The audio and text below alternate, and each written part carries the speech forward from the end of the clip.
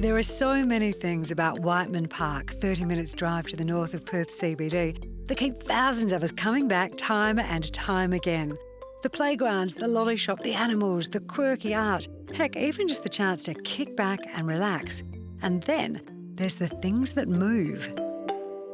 And I'm not talking about the kids, because slices of Whiteman Park have been set aside to preserve the state's transport heritage.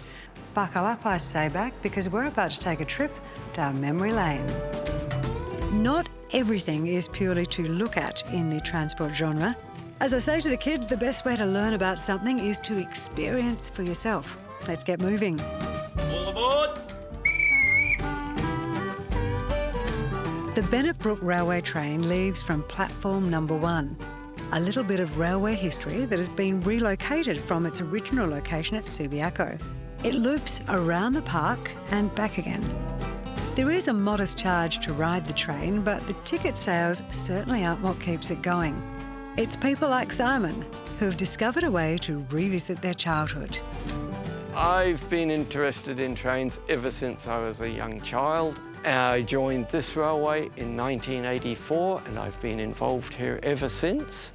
Fortunately, we've got over 100 members who help keep this railway running, and fortunately we are getting the young members involved, which is the future of railway preservation. I love it. An excuse to come to Whiteman Park without the kids and be a bit of a kid yourself. And it's not just the trains you can get on board with in a volunteering capacity. Check this out. This is Tram 66, the last tram to roll through Perth. Volunteers keep it running, and that includes the driving.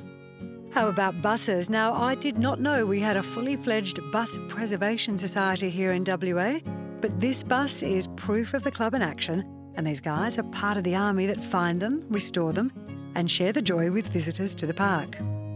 As little kids, most of us were mesmerised by tractors. Think of the success of Bob the Builder, which might be why this museum at Whiteman Park is so popular amongst visitors. In my full life, I was a mechanic. I've been a mechanic all my life and still love it, believe it or not. It gets my brain going, gives me a reason to get out of bed in the morning. There's a bunch of old guys here that need stimulating, and I need stimulating as well. How many members do you have in your club? About 50. And what was your backgrounds? Mostly farmers, mechanics, just general people interested in old tractors and heritage, basically. Where do you get them from? Most of them come from farms, had a past life, and they've been parked up under a tree. And if we didn't get them, they'd be sold for scrap, and once that happens, they've gone forever. What do you love about tractors? I just like them because everything's simple and they work, you know, simple as that. And last but not least, if you visit the Motor Museum as a visitor, it's a case of look but don't touch. See, it does pay to be a responsible adult. So how did this museum come about?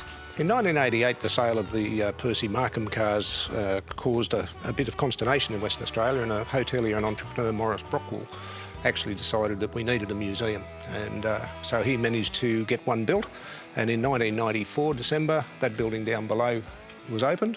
September in 2017, we opened this building. So where have all the cars come from then? There are 3 types of cars in here. There are those that we own, approximately 70. Some are on loan, some are owned by the WA Museum, and the rest are owned by us. So for you fellas that come in and do your volunteering, what do you do all day? We've got one paid manager here. Yeah. The rest of us, the some 60 of us, are volunteers. Whatever needs doing, we do it. It's a fantastic place to be. The days just meld one into the other and work gets done. Daniel Ricciardo's Formula One. You know, 90% of the work the volunteers do here is actually cleaning. Mind you, if I was cleaning cars like this, I think I'd be pretty happy. Guess what they use? Hair conditioner. One for the car, one for me. If you want to get involved, have a look at their website, because all the details are on there. This could take me a long time.